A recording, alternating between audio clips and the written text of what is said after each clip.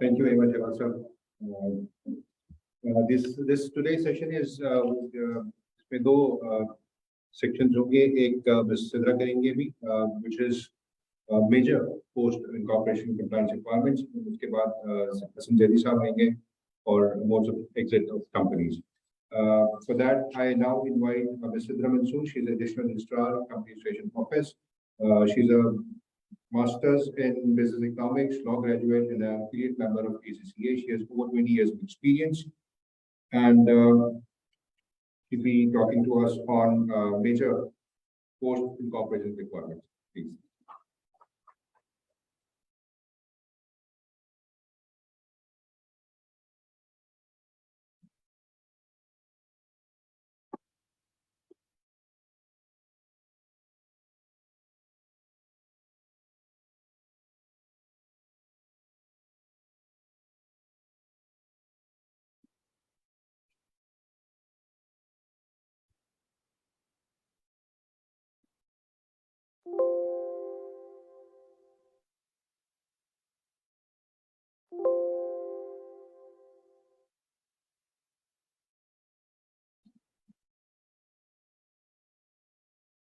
Assalamu alaikum. First of all, I would like to thank to create awareness at this platform. Post incorporation compliance requirements. First of all, my first slide relates to what is a company, but you must be aware that it's a legal entity which is formed by a person or association of persons for lawful purpose and registered under the Companies Act, and we also have a limited liability partnership act. And as Shabazz already told, there are almost more than 182,000 companies registered with the CCP, out of which around 58,000 are only registered with Company Registration Officer law.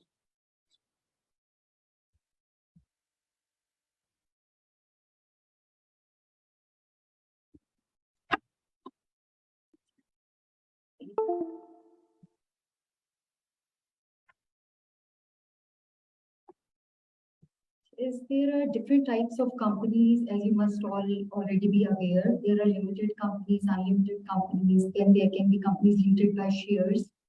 There can be companies limited by guarantee. Then for public companies, they can be listed or unlisted companies, companies having share capital, association, non-for-profit, different kinds of companies.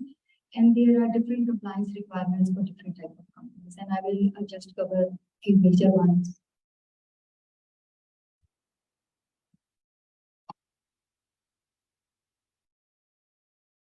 I will just skip this. This is just about the minimum members, directors requirement for different kind of companies. And I will just briefly tell in case of a single member company, there is just one member and one director. And single member company is required to have at least one member or one director throughout its life. Similarly, private company, it's 2 members and 2 directors up to a maximum limit of 50 members.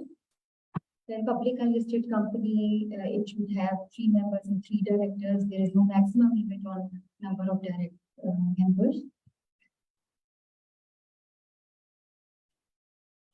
For listed, it's 7 members and 7 directors. Then there are associations non-for-profit as well, on which all laws related to public unlisted companies are applicable.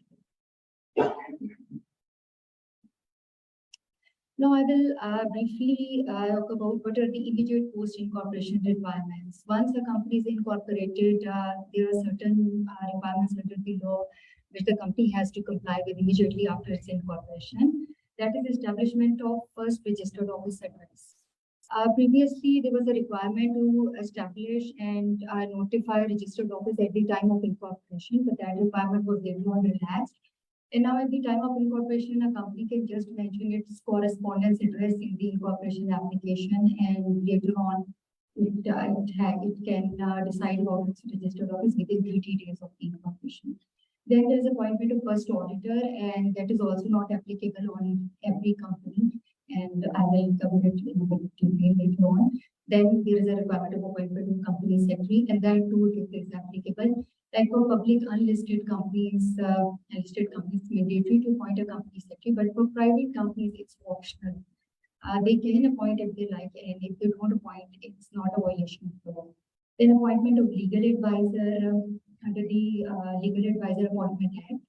And that also has a criteria to which companies require a legal advisor and which do not. Private companies having paid a capital of 7.5 million and above are required to appoint a legal advisor, as well as association of corporate guarantee companies, etc. Then there's a commencement of business requirement that is only applicable for public companies, because private companies can commence their business from day one. Once they get their incorporation certificate, they can immediately start their business. There is no additional requirement except maybe from other authorities, but not from SCCP. As regards public unlisted company, unless they obtain a commencement of business certificate, they cannot commence their business, they cannot borrow money, they cannot carry on their business. Now, it's about maintenance of registered office address. As I already told that after incorporation, a company within a period of 30 days, it is required to maintain a registered office in which, apart from maintaining statutory accounts and books, all communications and notices shall be addressed. If there is any change in that registered office, once if you have notified a registered office, but you can always change it. And if you change it, there is a specified form 21, on which it is to be reported to the registrar office within 15 days of the date of change.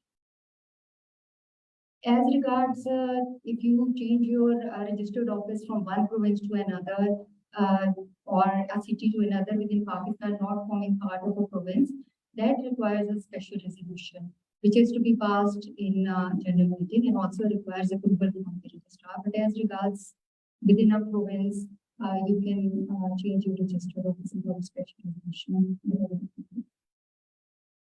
Then there are certain meetings and proceedings which are required to be conducted by a company, like statutory meeting. Section 131 of the Companies Act relates to statutory meeting of a company. Basically, every public company having a share capital is required to hold a statutory meeting within 180 days from the date at which the company is entitled to commence business, or within 9 months from the date of its incorporation, whichever is earlier.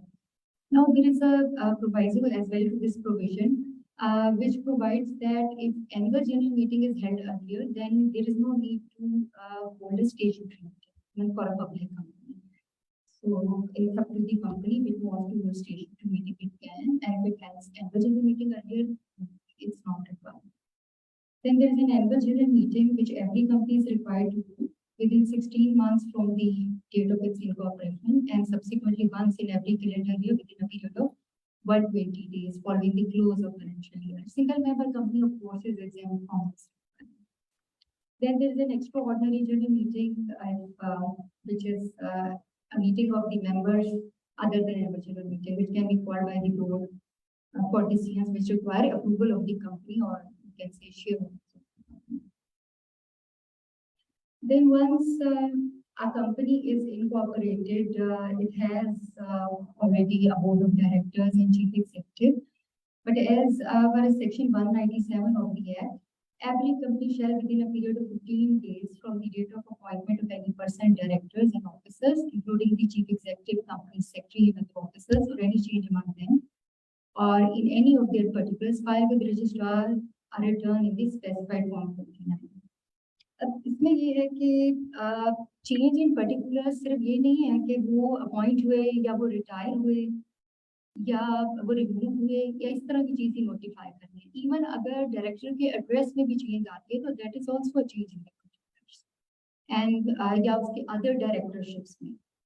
But usually उसकी filing का concept नहीं है, but change in particulars mean कि जो particulars form 29 के format का हिस्सा है उसमें किसी में भी चेंज आती है तो that should be notified in form 29 to the registrar within 15 days of that particular change. First directors उनकी टर्म प्रोवाइडेड है. ये फर्स्ट डायरेक्टर्स जो हैं they shall hold office until election of directors in the first annual general meeting. अब जब तक first annual general meeting नहीं होती तब तक कंपनी नंबर इंक्रीज कर सकती है before the first election of directors. उसके बाद all directors of the company जो हैं फर्स्ट डायरेक्टर जो होते हैं they retire on the date of first annual general meeting. In case of subsequent directors on expiry of term of office of directors 3 years. which is mentioned in section 161 of the Act, and directors who are retiring, they continue to perform their functions until their successors are elected. एक नई provision companies act 2017 के through introduce हुई थी जो कि companies ordinance में नहीं थी, और वो था फ्रेश इलेक्शन ऑफ डायरेक्टर्स का कंसेंट।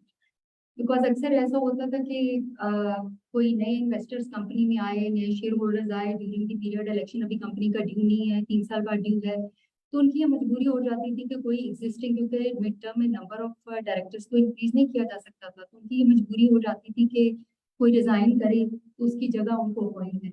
मगर अब ये सेक्शन 162 जो है ये फ्रेश इलेक्शन की प्रोविजन देता है। इसकी सिर्फ एक कंडीशन है कि रिक्विजिट शेयर होल्डिंग जो है उसने एक्वायर की हो ड्यूरिंग द, मतलब between first election and next election, उसमें अगर उसकी शेयर होल्डिंग है और वो रिक्विजिशन करता है कि भाई नए डायरेक्टर बनना है, वो फ्रेश इलेक्शन ऑफ डायरेक्टर्स, तो कंपनी कैन डू। उसमें सिर्फ एक रिस्ट्रिक्शन होती है कि अगर आप फ्रेश इलेक्शन करते हैं तो उसमें ये नहीं है कि आपका नंबर फिक्स है 7 डायरेक्टर्स के और आप उसको रिड्यूस कर लें 5 डायरेक्टर्स के, मतलब एडिशनल तो आ सकते हैं मगर ये वाइस वर्सा नहीं। Commencement of business by a public company, ये section 19 of the Companies Act है that deals with commencement of business by a public company. Under section 19 of the law, a public company cannot start its operations or exercise any borrowing powers unless the shareholders have paid the value of their shares as specified in the memorandum of association. A declaration by the chief executive or director is required to be filed with the registrar that all conditions of commencement have been fulfilled. And in case the company has not issued a prospectus inviting the public to subscribe for its shares, then it is required to file a statement. इसमें सबसे बड़ा मसला ये आता है कि एक law की रिक्वायरमेंट है कि आपने बिजनेस कमेंस करने के लिए मिनिमम सब्सक्रिप्शन अमाउंट जो है वो रेज करना होता है। आमतौर पे पब्लिक कंपनी के आर्टिकल्स में ये प्रोवाइडेड होता है कि company shall be entitled to commence business after raising minimum subscription of this and this. But actually sometimes होता है कि मॉडल मेमोरेंडम यूज हो जाता है जिसमें मिनिमम सब्सक्रिप्शन का क्लॉज नहीं था। उससे ये कंक्लूजन आती है कि फर्स्ट की आपका ऑथराइज कैपिटल अगर 1 बिलियन भी है और आपका पेड अप कैपिटल अगर 100,000 भी हो सकता है, तो होता क्या है कि कंपनी को फिर मिनिमम सब्सक्रिप्शन अमाउंट अपनी ऑथराइज कैपिटल रेज करें, because then as per interpretation of section 19 that automatically becomes the minimum subscription amount, required minimum subscription amount. तो इस चीज का जब भी कोई पब्लिक कंपनी बने तो उसमें ये क्लॉज जरूर ऐड करना चाहिए कि what is the minimum subscription amount which at which directors agree to commence the business. इसमें स्पेशलाइज्ड कंपनीज होती हैं जिनका अदर लॉज के अंदर भी डिफरेंट रिक्वायरमेंट्स हैं, जैसे एनबीएफसीज हैं, कुछ उनकी डिफरेंट इक्विटी रिक्वायरमेंट्स हैं, उनकी licensing conditions.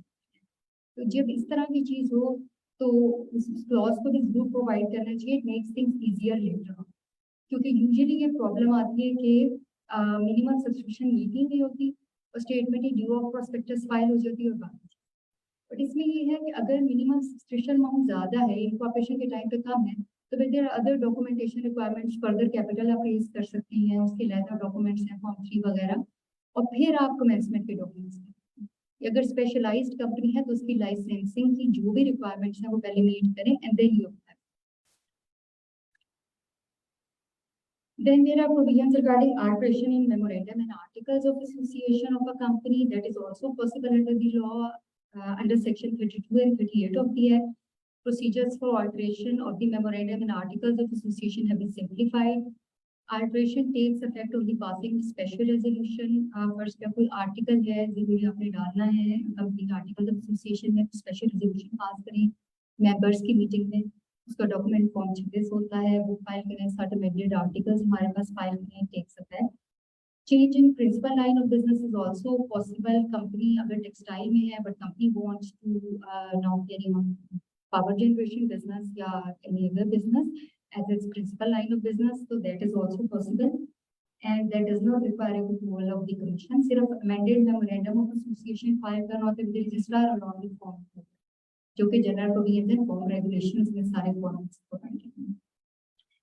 Approval from the registrar required है for changing memorandum of association. जैसे मैंने पहले बताया, अगर रजिस्टर्ड ऑफिस एड्रेस एक प्रोविंस से दूसरे प्रोविंस में जाए, कोई बिजनेस एक्टिविटी ऐसी वो कैरी ऑन करे कि फर्स्ट करें मैं तो brokerage house for instance, just assume कि मैं एक ब्रोकरेज हाउस करना चाहता हूँ जबकि पहले उसके कोई ऐसे नहीं है, तो ऑफ कोर्स वो फिर लाइसेंस पहले या ऑब्टेन करेगा और उसके बाद लाइसेंस के बाद उसका जो है ये मेरे पास फाइल करेगा।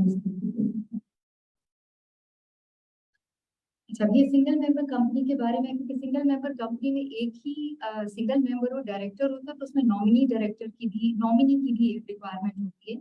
अब वो नॉमिनी जो है, under section 14 a single member company is required to report change in nominee or change in particulars thereof or appointment in case of conversion of status of a single member company भी, अगर private company है वो convert हुई है तो उसने भी ये फॉर्म फाइल करना है और 15 दिन के अंदर करना है जब वो चेंज हुई है।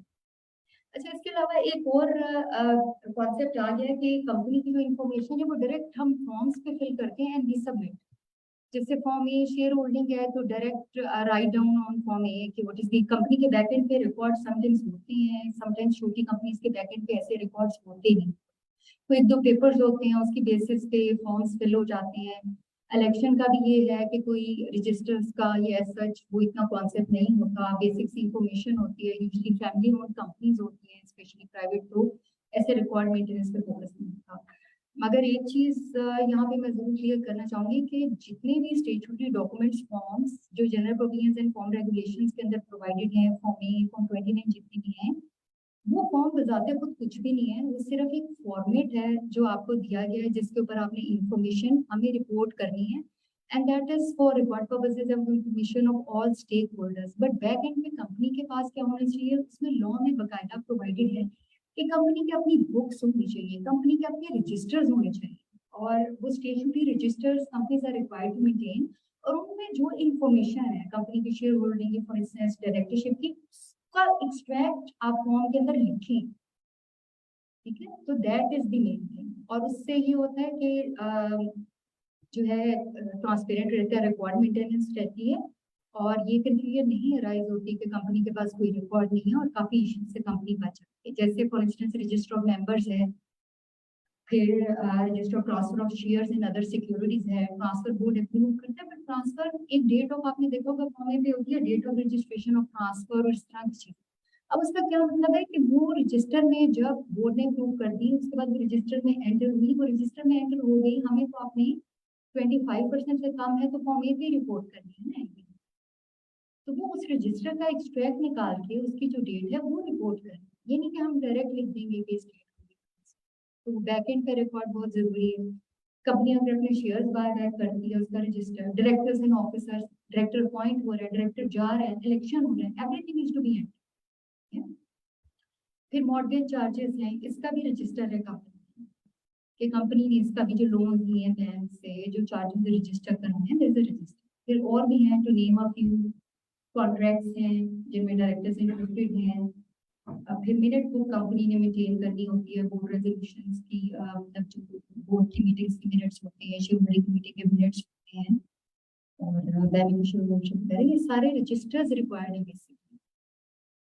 अच्छा, अब जो फाइलिंग ऑफ रिटर्न्स है कंपनी की, ब्रॉडली वो 3 कैटेगरीज में हम उसको क्लासिफाई कर सकते हैं कि जो कंपनीज एक्ट और कंपनी जनरल फॉर्म रेगुलेशन के अंदर डॉक्यूमेंट्स फाइल होते हैं, उनकी ब्रॉडली क्या कैटेगरीज हैं। कुछ फाइलिंग्स जो है वो इवेंट बेस्ड है। फर्स्ट क्या, एक डायरेक्टर ने रिजाइन किया तो एक इवेंट क्रिएट हुआ और उसके 15 दिन के अंदर आपने हमें बताना है, वो इवेंट बेस्ड हो गया। क्वार्टरली फाइलिंग है, जैसे लिस्टेड कंपनीज वगैरह की फाइनेंशियल स्टेटमेंट जो क्वार्टरली अकाउंट्स होते हैं वो फाइलिंग होगी। एनुअल फाइल होगी, फॉर्म ए एनुअल रिटर्न वगैरह। तो कुछ एनुअल फाइलिंग रिक्वायरमेंट्स हैं, कुछ इवेंट बेस्ड हैं, कुछ क्वार्टरली। एनुअल फाइलिंग जैसे मैंने जिक्र किया, annual return form A, B या सी, और क्वार्टरली में फाइनेंशियल स्टेटमेंट्स। इवेंट बेस्ड में बहुत सारी चीजें आ जाती हैं, appointment of directors, auditors, officers जो कंपनी के हैं। एनुअल जनरल मीटिंग होल्ड हुई है तो उससे भी एक इवेंट हुआ है, फॉर्म है। Extra ordinary general meeting hold हुई है, कोई स्पेशल रेजोल्यूशन पास हुआ है, कोई चीज हुई है, उसकी फाइलिंग। फिर इलेक्शन है, रजिस्टर्ड ऑफिस है, कमेंसमेंट ऑफ बिजनेस अगर अपने करना है तो उसकी डॉक्यूमेंटेशन रिक्वायरमेंट्स हैं, मीटिंग्स हैं, कैपिटल इंक्रीज करते हैं, ऑथराइज या पेड अप, उसके रिक्वायरमेंट्स हैं, लोन लेते हैं, 4 डॉक्यूमेंट्स रजिस्टर कराते हैं, उसमें कोई चेंज होता है, वो सेटिस्फाई होता है, उसकी वो इवेंट बेस्ड है। मेमोरेंडम, बेनिफिशियल ओनरशिप में कोई चेंज आती है तो वो इवेंट है। सर ये काफी डिटेल्ड है, इसको मैं ब्रीफली कवर करूंगी। रजिस्टर्ड ऑफिस का तो मैंने आपको पहले बता दिया एक रिक्वायरमेंट थी फॉर्म 1 फाइलिंग की कि कंपनी ने, जो कि अब खत्म हो गई है, जो शहबाज साहब ने जिक्र किया कंपनीज अमेंडमेंट एक्ट 2021, जो कि 3 दिसंबर 2021 से इम्प्लीमेंट हुआ था। उसने एक रिक्वायरमेंट खत्म कर दी थी, जो कि पेमेंट ऑफ सब्सक्रिप्शन मनी थी, कि जो भी शेयर सब्सक्राइब करेंगे subscribers at the time of incorporation, वो 30 दिन के अंदर जो थे पैसे उन्होंने कंपनी में जमा कराने थे, और 45 डेज के अंदर कंपनी ने हमें एक ऑडिट का सर्टिफिकेट, एक चार्टर्ड अकाउंटेंट का या कॉस्ट एंड मैनेजमेंट अकाउंटेंट का सर्टिफिकेट देना होता था कि वेरीफाई करते कि कंपनी ने ये पैसे ले लिए हैं, और साथ एक फॉर्म वो रिक्वायरमेंट अब खत्म कर दी है कि पेइंग व्यू के कंपनीज को फैसिलिटेट किया जाए। फिर फर्स्ट ऑडिटर्स की रिक्वायरमेंट आ जाती है कि अपॉइंटमेंट ऑफ फर्स्ट ऑडिटर्स किस पे एप्लीकेबल, सारी कंपनीज पे एप्लीकेबल है except private limited companies having paid up capital of ₹1 million।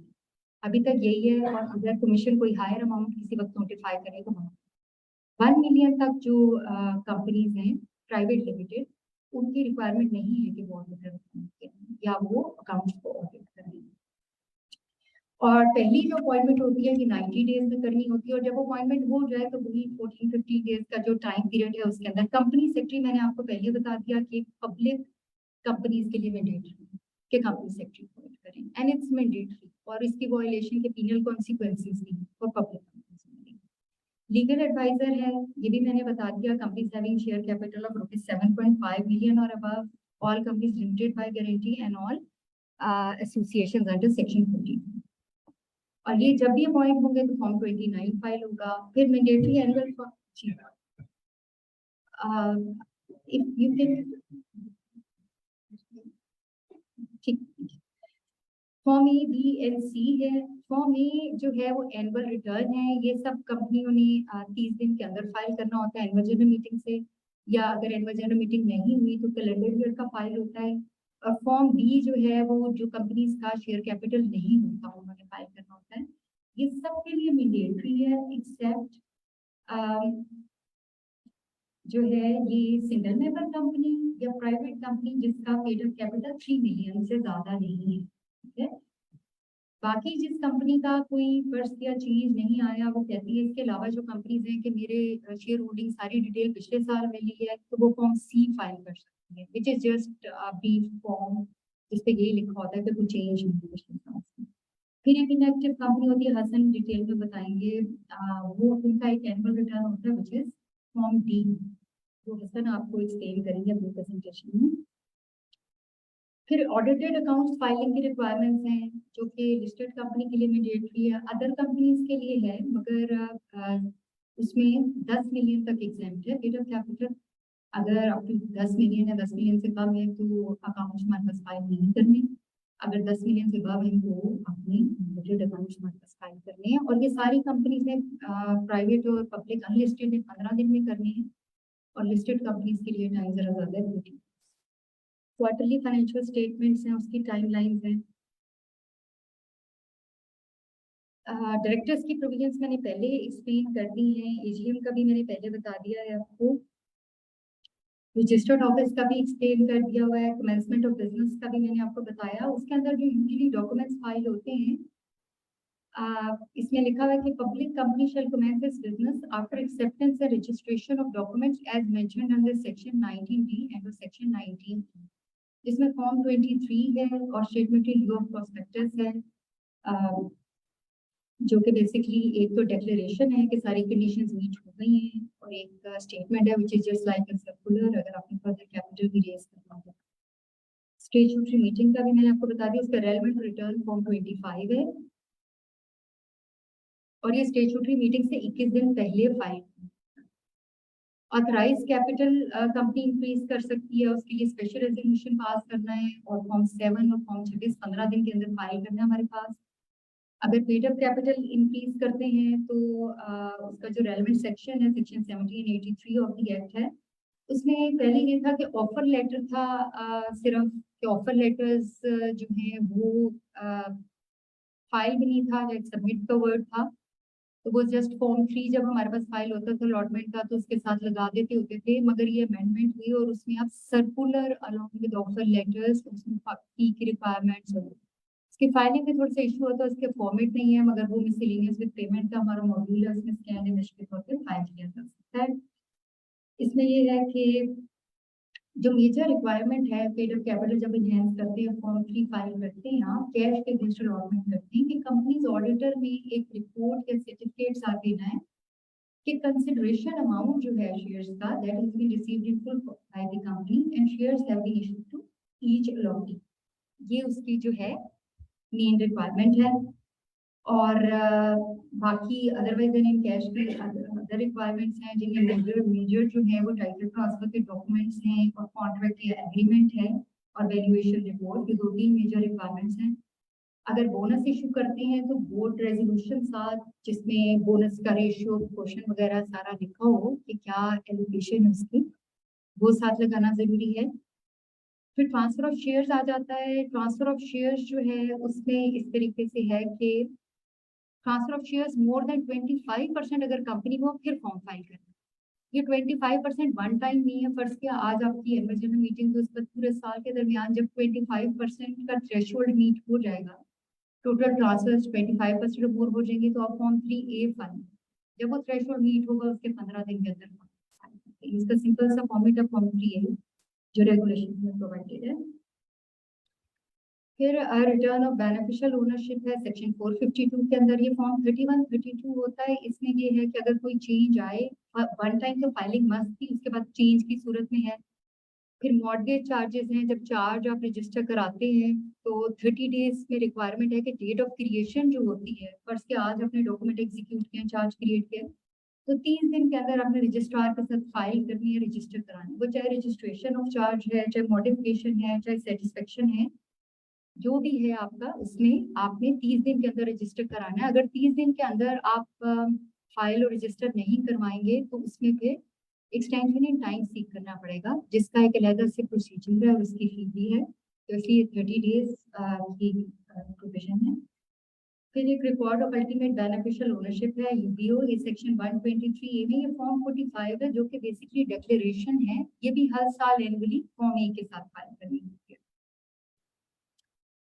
Inactive status के बारे में हसन आपको डिटेल में अपनी प्रेजेंटेशन में बताएंगे कि अगर कंपनी ने अपनी फाइनेंशियल स्टेटमेंट्स या एनुअल रिटर्न्स जैसे फॉर्म ए बी एस दो फाइनेंशियल ईयर्स के लिए कंसेक्यूटिवली फाइल ना की हो, तो registrar shall issue a notice to that company and enter the name of such a company in the register maintained for inactive companies and ultimately strike these defunct companies off the register.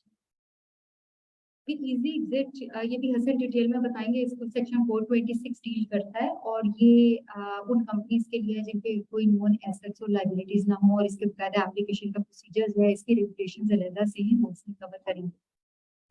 Amendments का जो companies act में हुई थी उसका शहबाज साहब ने briefly जिक्र कर दिया और उसमें कुछ मेन एक दो चीजें, मैं एक तो कुछ डेफिनेशंस प्रोवाइड कर दी, जैसे स्टार्टअप कंपनी का कॉन्सेप्ट पहले नहीं था, वो प्रोवाइड कर दिया। एक कॉमन सील थी कि कंपनी जब इनकॉर्पोरेट होगी तो कॉमन सील बनाएगी, जो कि एक एडिशनल रिक्वायरमेंट थी, वो खत्म कर दी। फिर सब्सक्रिप्शन मनी, मैंने आपको बताया कि जो शेयर सब्सक्राइब किए हैं वो पैसे जमा कराएं कंपनी में 30 दिन के अंदर, वो खत्म हो गई इस कंपनीज अमेंडमेंट ऑर्डिनेंस के जरिए।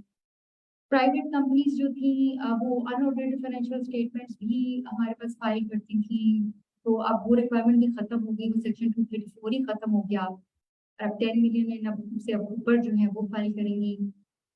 फिर अदरवाइज इन कैश की जो प्राइवेट कंपनीज थी उन पे एक लॉ में कोई प्रोविजन नहीं थी कि वो भी कर सकती हैं उनको। फिर एम्प्लॉय स्टॉक ऑप्शन स्कीम में प्रोविजन नहीं थी कि प्राइवेट कंपनीज कर सकती हैं, वो भी हो गया।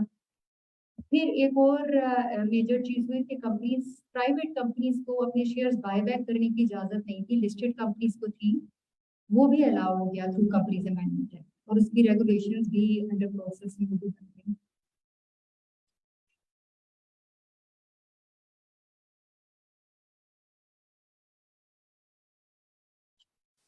ये सारी उसी से रिलेट करें बेसिकली सेक्शंस के। सेक्शन 17 में अमेंडमेंट आई सब्सक्रिप्शन मनी के लिए, उसको चेंज किया। फिर सेक्शन 83 हमारा फर्दर इशू ऑफ कैपिटल से रिलेट कर रहा था और वो प्रोविजन जो थी साइलेंट थी about further issue of shares in case of private companies for other than right.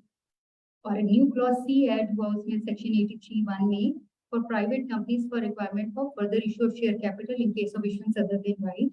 It states that a private company, if its articles authorizes by a special resolution, may offer further issue of shares to any person for cash or in kind consideration. अब ये पहले provision नहीं थी, ये specially the गई private company के article में हो कि वो किसी को और को कर सकती है, किसी थर्ड पर्सन को कर सकती है, तो वो भी प्रोविजन आगे उसके लिए उसके आर्टिकल में होना चाहिए और स्पेशल रेजोल्यूशन पास होना चाहिए तो वो कर सकते हैं। और ये नीचे जो मैंने आपको बताया कि पहले सर्कुलर की रिक्वायरमेंट नहीं थी, सर्कुलर की रिक्वायरमेंट भी इंट्रोड्यूस हो गई।